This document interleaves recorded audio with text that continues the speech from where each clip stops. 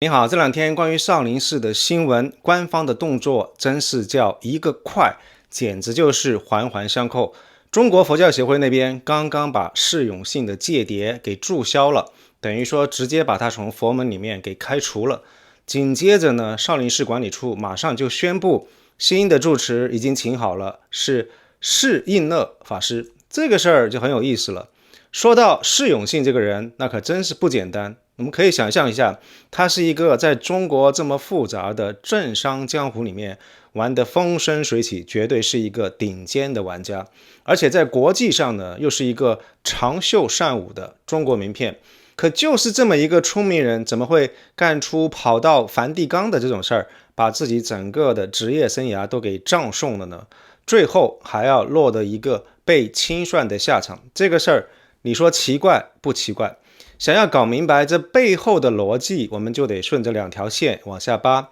一条是明线，一个讲了40年的商业的传奇，看他怎么样把一个破庙愣是打造成了全球知名的商业帝国。另外一条是暗线，这个就更刺激了，是一部关于权力、恐惧跟豪赌的心理大片。我们得要推演一下，注意啊，这里是推演。在一个新时代来临的时候，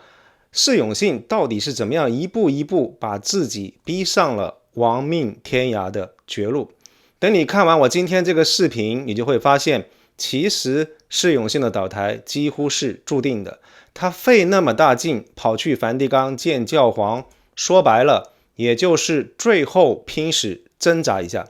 很可惜啊，那个属于他的故事，那个允许野心家在体制的缝隙里面建立起独立王国的时代，真的已经结束了。好了，我们的故事得从1981年开始说起。那一年，一个叫做刘应成的16岁安徽小伙子走进了少林寺，可是他看到的根本不是我们在电影里面看到的武学圣地，说难听一点，就是一片破败的废墟。你可以想象一下那个画面，经过多年的战火和动荡以后，千年古刹当时就跟一个凄凉的养老院似的，10几个老和尚守着28亩薄田，日子过得那叫一个惨，禅房漏风，连电灯都没有，每天早晚2顿玉米糊糊，就中午有一顿干粮。释永信后来他自己说呀，那个日子比他在安徽老家还要穷还要苦。我跟你说，这种穷到骨子里面的记忆，就是释永信后来所有故事的起点，也是他后来为什么敢那么大刀阔斧的去推动改革的最根本的动力。说白了，就是为了2个字：穷怕了，活下去。在这么绝望的环境里面，年轻、身体好、脑子又活的这个释永信一下子就脱颖而出，他拜在了行政方丈的门下，很快就成了师傅跟前的红人。他不只是学佛练武，更关键的是老方丈派他去全国各地的名士古刹去学习，这一下子眼界就打开了，还给他攒下了最早的人脉。然后你猜怎么着？1982年，老天爷给了这个破庙送了一份天大的礼物，一部叫做《少林寺》的电影，用1毛钱的票价，居然在全国卷走了1.6个亿的票房。那可是在80、90年代的1.6个亿啊！少林这2个字一夜之间就成了金字招牌，但紧跟着而来的不是复兴，而是巨大的混乱。成千上万做着功夫梦的年轻人乌泱乌泱地涌到了嵩山，这里有虔诚的信徒，有好奇的游客，但也混进来不少地痞流氓。那个时候的寺院只有武没有禅，打架斗殴是家常便饭，场面一度十分混乱，直至非常的失控。这个时候，行政老方丈年纪大了，眼睛也快瞎了。释永信呢，就作为他的侍者，经常陪着师傅在各个政府部门之间跑前跑后的。这段经历让他年纪轻轻就把中国这套复杂的官僚体系跟宗教管理是怎么回事都给摸透了。他学到了在中国生存的第2条法则：你想要发展，就绝对离不开跟权力打交道，而且你还得小心翼翼的去侍候他们。所以你看，贫穷的记忆加上混乱的现实，这2件事情基本上就塑造了后来的释永信。他后来干的所有事，不管多么让你觉得不可思议，其实根上就2件事情：第一，必须要有钱，经济独立才有自主权；第二，必须要集权。少林寺这块金字招牌绝对不能够让别人给糟蹋了。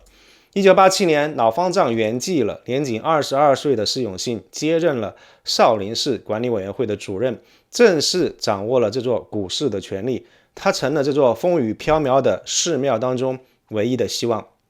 可是他接手的完全是一个烂摊子，怎么样能够保住禅宗主庭的香火，又怎么样能够给这帮和尚找一条活路呢？当时嵩山是国家级的风景区，少林寺的管理权限乱七八糟的，好几个部门都想要插一脚。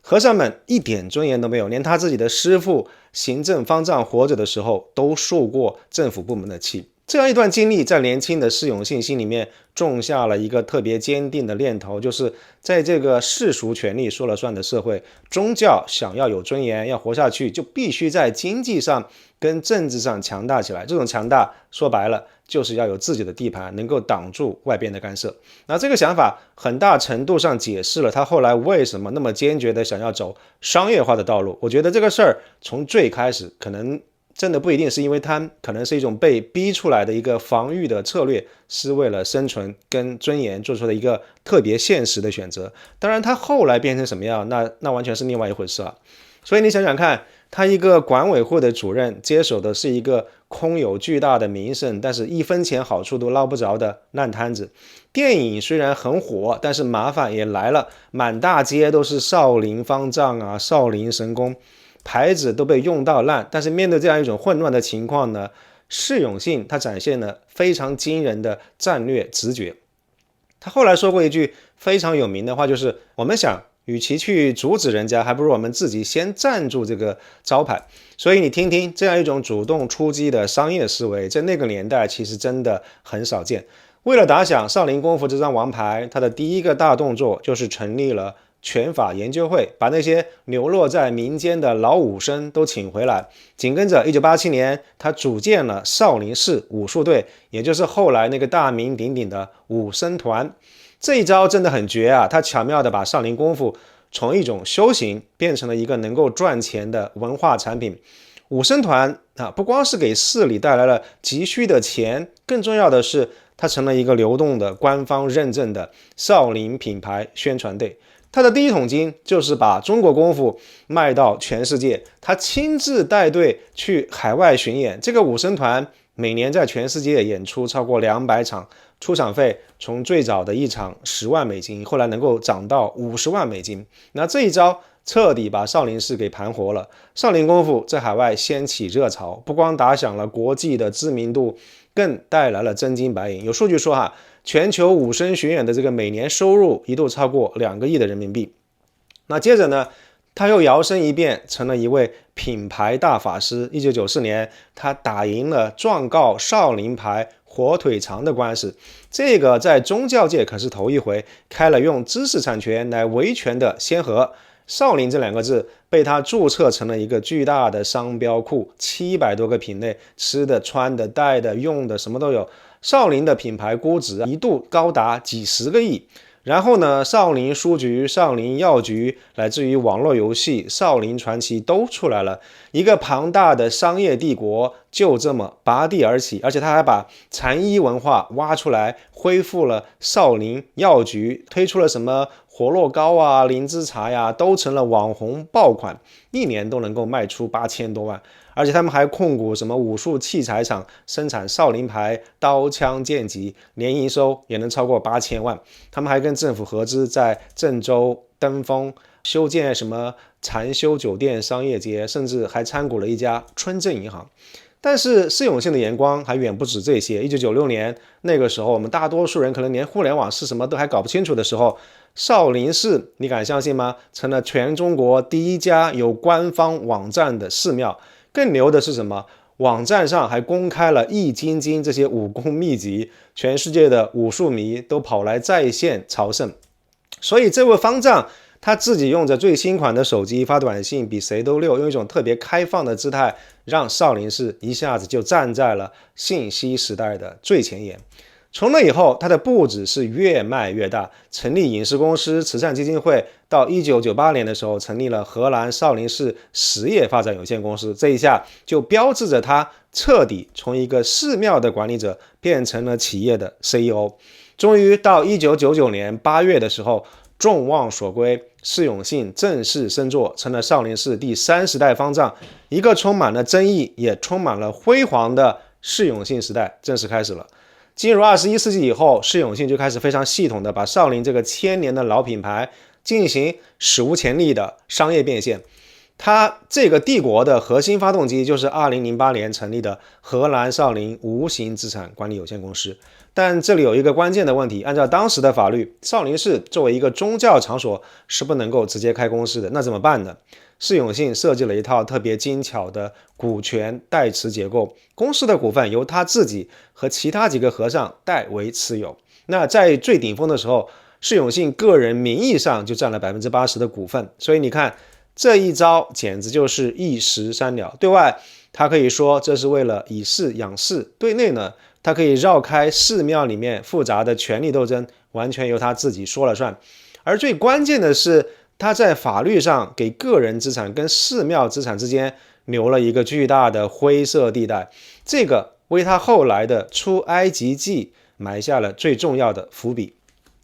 在这么一个公司平台的驱动下，一个庞大的商业网络就建立起来，从电商、IP 授权、文旅地产到医药跟投资，现代商业最火的领域，它几乎全都掺和了。那释永信就真的把少林寺从一个快破产的文化遗产，变成了一个有强大现金流跟多元资产的这个商业托拉斯。所以在这个过程当中，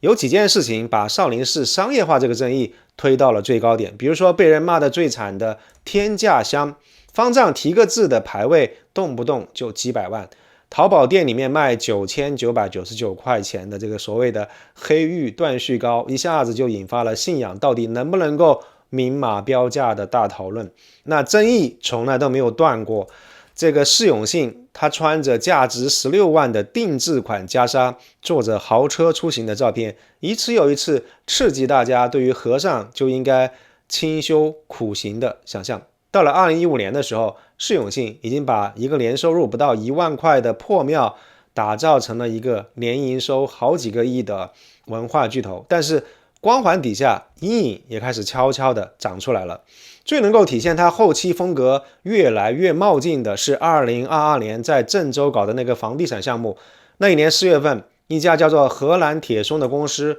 花了4.52个亿在郑州正东新区拍下了一块黄金地段。我们来做一个股权穿透，看看背后到底是谁。这家铁松公司由元汉实业持股 49%， 元汉实业呢又由少林无形资管持股 70%， 而这个少林无形资管释永信个人就持股 80%， 所以这么一算，你发现没有，释永信就是这个 4.5 亿地产项目的最终受益人之一。它这个项目规划里面有演艺中心啊、5星级酒店，还有能对外卖的公寓，这个不就是一个彻头彻尾的商业地产项目吗？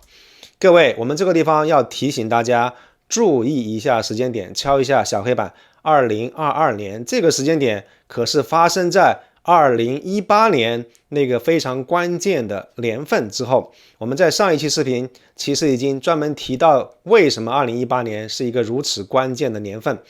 在监管的红线越收越紧的时候，释永信他非但没有收手，反而一脚油门踩到底。他到底想要干嘛呢？但就在这个时候，风向变了。就在他拍下地块没多久，释永信突然把他手里的那个 80% 的股份全部都转给了少林寺。有分析就认为，这个绝对不是他虔诚的放了手，而是在巨大的监管压力底下，一次被迫的断尾求生式的战略后退。因为他闻到了危险的气息，那样一把悬在头顶的剑已经开始嗡嗡作响了。那如果说在国内搞商业化是为了他的帝国打下经济基础，那么释永信的全球化布局就是为他构建战略纵深。他心里面非常清楚，一个真正的独立王国需要有能够超越国界的影响力。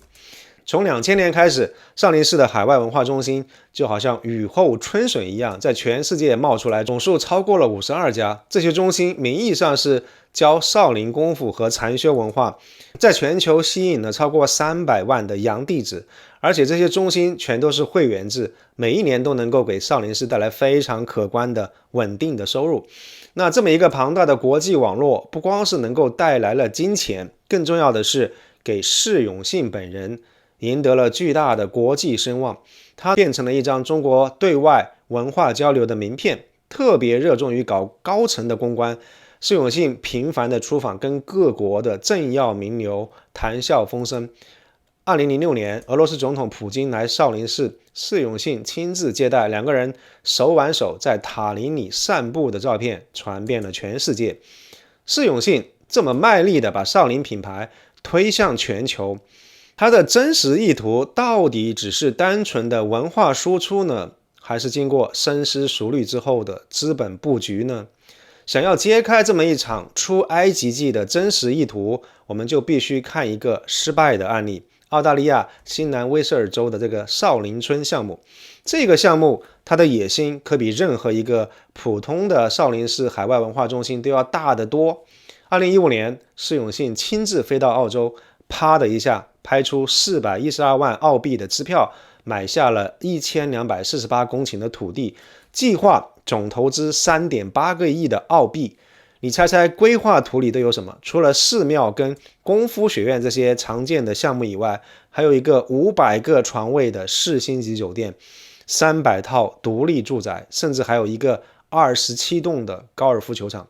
但是这个庞大的商业计划很快就在澳大利亚非常严格的监管面前撞了墙。当地的规划委员会说，行，建寺庙可以，但是盖这个什么酒店啊、高尔夫球场这个不行，理由就是这些商业开发跟寺庙没有什么必然的联系，而且还会破坏当地的环境。一位当地的议员说的更加直接，他说，你要是不能够卖房子的话，那这个项目在财务上根本就赚不起来，基本上算是胎死腹中。而更沉重的打击来自于法律方面。2016年的时候，负责这个项目的少林寺基金会因为运作不规范，被澳大利亚官方直接吊销了慈善机构的身份。这个就意味着它不光没有了税收的优惠，更是在法律上被否定了非盈利的性质。当然了，这个项目不可避免最后就烂尾了，但是它背后透露的动机非常有意思。2015年，曾经有一个记者问释永信为啥要在海外买地，他的回答充满了对于生存跟传承的焦虑。他说，少林寺多一个下院，多一个道场，我们就多一种生存的方式。我们拥有这块土地，就能够解决少林寺几十代人的生存跟传承。释永信还抱怨说，国内寺庙的这个产权非常模糊，谁都想来管一管。你看，这个就非常明显了，在澳大利亚买永久产权的土地，就是他想从根本上建立一个不受外界干预的，能够真正属于他自己的这个物理的庇护所跟战略的根据地。澳洲这个项目的运作清清楚楚地告诉我们，释永信他是想把他那一套在中国玩得转的宗教搭台、商业唱戏的模式复制到海外去，再顺便呢把国内已经累积下来的巨额的资本转移出去，固化成为一个很难被分割跟查封的海外实体的资产。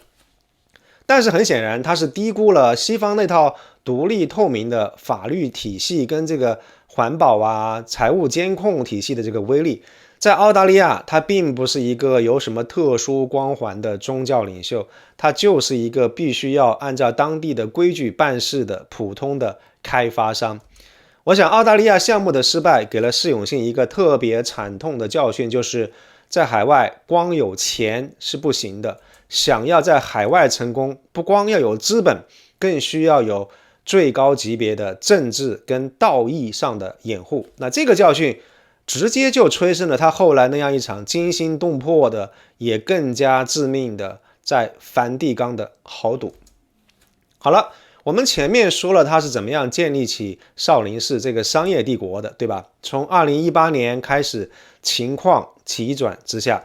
这一年对于中国，对于释永信来说，都是一个非常关键的转折点。我们上个视频也已经分析过了，有3把看不见的利剑，从3个不同的方向同时刺向了他以及他的这个帝国。首先，他头顶上那把最大的保护伞开始靠不住了。2018年，荷兰省委换了主要的领导，新的发展思路，重心全放在高端制造跟科技创新上。这样一来，少林寺这样一张文化牌，它的分量就没那么重了。释永信不再是那个被捧在手心里的宠儿了。第2把剑更要命，2018年2月份，国家出了一个新的宗教事务条例。那这个新条例说白了，就是国家对于宗教的管理，从以前的利用变成了控制。那这样一下子，释永信过去那些在灰色地带搞的商业创新，一夜之间全部都变成了随时能够被拉出来清算的非法行动。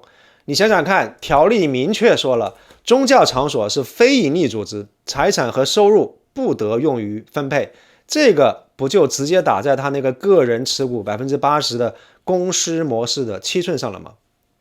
而且条例还说，禁止投资承包经营宗教活动场所，禁止以宗教的名义进行商业宣传。那这个等于把少林寺过去20年赚钱的路从法律上就给堵死了。所以我跟你说，这部条例从某种程度上来看，简直就像是给释永信量身定做的紧箍咒。第3把剑就是整个大环境完全变了。2018年的时候，中央开始下大力气防范地方政府债务风险，后来又提出要强化反垄断跟防止资本无序扩张。到了2022年的时候，中纪委还提了一个新词，你听听看，叫做斩断权力与资本勾连的纽带。那释永信跟他的少林帝国很不幸，正好撞在了这2个政策的枪口上。他既是宗教商业化最显眼的那个，又是搞个人控股进行资本无序扩张的典型。在新时代的双重审查底下，他那样一套玩法已经变成了双重非法了。而且整个少林寺帝国的崛起，不就是建立在权力与资本相勾连的这个基础上的吗？所以当斩断勾连成了最高层的政治意志的时候，释永信这种典型的人物被当成风险给清除掉，那就只剩下一个时间问题了。我想这3把剑下来，对于释永信来说，简直就是一封死亡预告，快递到家门口等着他来签收。曾经给他遮风挡雨的那些保护伞全都没用了。过去曾经支持他的地方官员要么调走，要么落马。最能够说明问题的是释永信从1998年开始当了好多届的全国人大代表，结果在2018年换届的时候突然就落选了。这是一个非常危险的信号。全国人大代表的身份不仅是荣誉，更是一种实质性的政治保护。你想当年他被人家举报调查那么大的事都没有影响到他的政治地位，他之所以能够在2017年调查的时候安然无恙，很大程度上也得益于全国人大这个身份的庇护。那他现在连这个政治身份都没有了，说明他赖以纵横政商两界的政治光环正在一点一点褪去。2018年，释永信失去全国人大代表资格绝非偶然，这一个时间点与国家出台更为严格的宗教事务条例高度重合。这个并非一次常规的人事更替，而是一个非常明确的政治信号。国家通过这一个举动，实质上剥离了释永信的政治护甲。有知情的人就说，2018年以后寒意袭人，释永信终于意识到那把曾经呵护过自己的保护伞正在被收走，巨大的不安全感开始逼着他想一些不寻常的办法来保护自己了。就在释永信感觉到冷得不行的时候，中国商界另一个大佬的倒台就像一面镜子一样照在他面前，这个人就是海航集团的创始人陈峰。你还别说，这2个人还真挺像的，都搞了一个庞大的跨国的商业帝国，都特别喜欢跟西方的权贵打交道，也都爱拿慈善呀、文化呀当外套。陈峰搞的那套非常复杂的海外基金会的玩法，是不是让释永信也看到了一点什么，得到了一点什么启发呢？我们看到，从2019年开始，释永信的确低调了很多，但是水面底下可是暗流汹涌，他开始给自己准备后路了。其实早在2015年那次举报风波里面，就有人爆料说释永信在海外有至少30亿美金的资产，在美国、德国都有豪宅，而且还有双重户口。那虽然后来官方确实都澄清了，我们也在上一集的视频解释了那个时候为什么官方会保护他，但是呢，大家心里的问号一直都在，释永信是不是早就已经开始准备资产出海和人也出海了？证据是肯定不会骗人的，还记得22年郑州拿地的那个事儿吗？其实风波出来才4天，释永信嗖的一下就把他代持的80%的股份全退了，转给了少林寺，在法律上他跟这个商业帝国的中枢算是切割干净了，这表明最迟到2022年的时候，释永信已经失去了以往的政治资本，没有办法再安然无恙地进行此类大胆的商业扩张。这次事件是他为了规避个人法律风险而进行的一次断尾求生，也是其最终倒台以前的一次预演。紧接着我们看到少林资管旗下的10多家公司开始非常密集的注销转让股权，到2025年的时候，释永信亲手建起来的整个商业版图在工商系统里面几乎被他自己给推平了。国内这边在收缩，可是他在海外的活动反而更加频繁，也更奇怪了。他开始绕开官方的渠道，通过一个在比利时的民间机构，所谓的欧亚中心，用什么高级文化顾问这样一种非常模糊的身份，在欧洲到处结交外交官和国际组织的代表，聊的话题也扯到什么气候变化啊什么的，非常流行的这些议题。这个看上去不太像是普通的文化交流了，这个摆明了就是一种政治投保。当国内的靠山已经靠不住了以后，我必须提前在国际上为自己寻找新的保护伞。海航的结局为释永信敲响了最响亮的警钟。2021年海航破产，陈峰本人也被抓了。海航的倒下证明了一件事情，在中国，当国家决心要整顿的时候，没有任何商业帝国可以例外。陈峰的倒台向释永信传递了一个特别清晰也特别恐怖的信号，一个建立在权力资本联盟利用不透明的结构向海外扩张的商业帝国，其最终的结局就是被国家清算。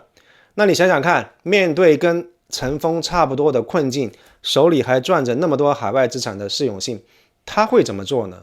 陈峰的失败告诉他，光把钱和公司弄出去是实现不了真正的安全的，他需要一种比金钱更强大的保护，他需要一个全新的剧本，一个能够让他彻底摆脱经济犯罪这个标签的剧本。想要理解他最后在梵蒂冈的这场豪赌，我们还要把时间先倒回去2015年看一看那一次的举报。除了说他财务腐败、私生活混乱之外，最要命的一条就说他有双重户口，跟俗家名称刘应成的双重身份。你想想看，对于安全部门来说，双重户口这4个字本身就是最危险的信号，这个就是资本外逃跟个人出逃最典型的准备工具啊。2017年的调查结果只是让释永信喘了一口气，但是他心里非常清楚，一份关于他的完整的档案已经安安静静的躺在某个部门的柜子里了。等到2018年帝国的寒冬一来，他算是彻底明白了，清算不是会不会来，而是什么时候来的问题。他必须要加速他的出逃计划了。于是就有了我们看到的那样一场震惊世界的梵蒂冈之行。这个绝对不是一次简单的宗教交流，我跟你说，这个就是释永信给自己买的终极的政治保险单。他的核心战略是一次高难度的身份转换。他要干什么呢？他要进行一次叙事的预设，他要抢在中国政府动手之前，在全球最高级别的宗教领袖面前亮个相，合个影，为自己来提前洗白。这样一来，一旦国内对他进行清算，他马上就可以启动国际舆论，把自己从官方定性的贪腐淫乱的经济罪犯，瞬间转化成为一个受国际社会认可，因为信仰而遭受迫害的宗教领袖。这个是他能够为自己未来申请政治庇护，能够为保护他庞大的海外资产所能够准备的最有力量的道义武器。他试图神圣化自己的资产，让中国政府的海外追讨背上侵占宗教财产的政治包袱。说人话，他就要3样东西。第一，就是身份的护身符，一旦他流亡海外，与教皇的这张合影将成为他遭受宗教迫害的例证，能够为他赢得巨大的国际同情跟道义的声援。第二个要的是资产的避风港，如果他能够成功获得庇护的身份，那么他在海外的庞大的资产就有可能以宗教财产的名义受到当地法律的保护，从而能够规避中国政府的追讨。第三个，也就是最核心的诉求，是人身安全法。获得政治庇护意味着他能够免于被引渡回国，这个才是释永信本次梵蒂冈之行最根本的一个诉求。有了这个东西在手上以后，才是他在海外能够安心睡觉的最根本的保障。作为一个非常精明的理性赌徒，释永信其实看到了中梵关系当中的缝隙，他发现为了维持与北京的对话，梵蒂冈其实展现出了极大的容忍跟务实，也因此释永信错误地将教廷对于一个大国展现出来的比较大的战略的耐心解读为一种可以被他利用的战术软弱。他赌的是只要高调的会面造成了既成事实，梵蒂冈就不得不为了自身的形象来认领他这个新朋友。释永信的这一步棋真的让人不禁想起达赖喇嘛，北京绝对不希望看到第二个达赖喇嘛的出现，因此释永信的举动碰触了当局最敏感的神经，这个既是为他自己准备的救命稻草，也成了压垮他的最后一根稻草。梵蒂冈之行是释永信人生最大的赌局，他赌的是用国内的政治前途去搏一个海外的全身而退，但是他将梵蒂冈的战略耐心误判为了战术上的天真。对他而言，这个是人生最大的一场赌局，但是对于梵蒂冈而言，它只是一枚随时可以被抛弃的无足轻重的棋子。释永信的梵蒂冈豪赌换来的不是什么国际护身符，而是国家机器迅速而无情的碾压，这个反应的速度简直就是一场精准的外科手术。你看一看这个时间线，2025年春节后他从国外一回来，几乎立刻就被限制出境。5月份当地政府派人直接进驻少林寺，把他彻底架空。7月7号他最后一次公开露面。7月24号他那个87万粉丝的微博停更了。7月25号深夜，人被荷兰新乡警方异地带走。7月27号官方通报正式被查，并且公布了核心罪名。7月28号中国佛教协会发公告注销他的戒牒。7月29号洛阳白马寺的主持接任了少林寺的主持。所以你看看，从失联到定性再到剥夺身份权力更替，整个过程环环相扣，一气呵成，没有留下任何的反应空间。而在所有的制裁当中，最有象征意义的莫过于中国佛教协会迅速注销其戒牒。戒牒就是一个僧人身份的根本，注销了就是等同于把他逐出佛门。但你要知道，做这个决定的中国佛教协会是在国家宗教事务局领导下的官方组织，所以说这一次绝罚不是一次纯粹的宗教内部的惩戒，而是一次由国家权力主导的政治行动。他向所有人发出了一个明确无误的信号，在中国任何宗教权威都必须要服从于，并且最终来源于宗教权威的授予和认可。当政治权力决定收回这份认可的时候，所谓的宗教领袖会立刻失去一切的合法性。释永信的僧袍最终是由国家亲手为他脱下来的。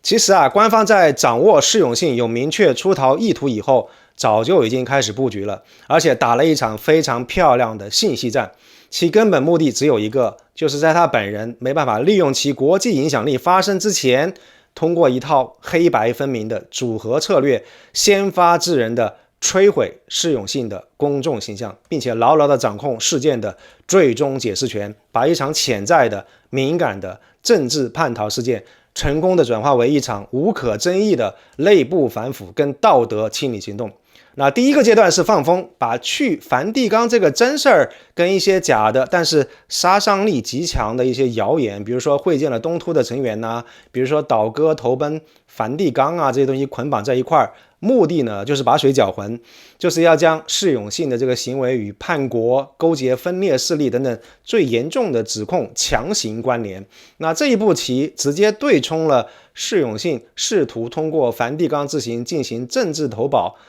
将他寻求国际道义背书的这个行为预先扭曲成背叛民族、背叛国家的行径。第二个阶段更绝就是那个伪造的警情通报，那份通报的设计堪称完美，什么有34个人什么21个子女什么413亿美金，又什么瑞士银行，那这些数字又夸张又具体，为老百姓提供了特别容易传播跟记忆的黑料，什么潜逃美国情妇私生子，完美的迎合了公众对于这个腐败官员跟失德名人的所有的负面想象，能够瞬间点燃公众的愤怒。这一招叫做可控的失控。这份通报注定会被辟谣，但是这个正是这份伪造通告的价值所在。它的任务就是要在官方正式下场以前，完成所有脏活，用最不堪的方式彻底摧毁释永信的道德形象。等到民愤被彻底点燃以后，官方再出来正式辟谣，反而能够彰显自身的严谨，并且与前期的混乱信息划清界限，实现二次定性。而第三个阶段就是官方正式下场，一锤定音。官方的通报措辞体现了非常高的政治智慧。首先，最关键的一点，只字不提梵蒂冈之行，提了就等于承认了这个事件的国际性跟政治的敏感性，可能会引发很多非常复杂问题的讨论，而这个恰恰是官方希望避免的。不提就是为了让这个最核心的出逃证据在官方叙事当中彻底消失。其次是罪名的选择，将罪名聚焦于经济问题跟私生活问题，这两个罪名是放之四海而皆准的硬伤，最容易被公众理解和接受，也最能够剥夺一个宗教领袖的神圣光环。更何况释永信本人也并不干净，因为2015年的时候这个事情大概率都可以坐实。所以你看，一个企图叛逃的政治人物就这么被降维打击成了一个贪财好色的罪犯。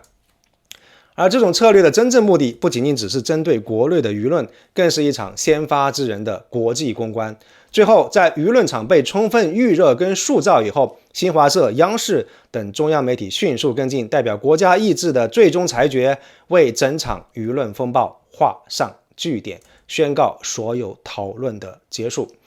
所以说，释永信的倒台并非简单的个人贪腐案，而是一出深刻的政治悲剧。它是一个典型的时代产物，崛起于规则模糊、允许野蛮生长的年代。它利用体制的缝隙建立起惊人的个人的商业帝国，但是它帝国的根基从一开始就建立在流沙之上。当时代的大潮转向之后，当一个更加强调集中统一、意识形态安全跟规则明晰的强力国家意志降临的时候，他所依赖的一切都迅速崩塌。故事的最后，想起了我第一集视频的末尾，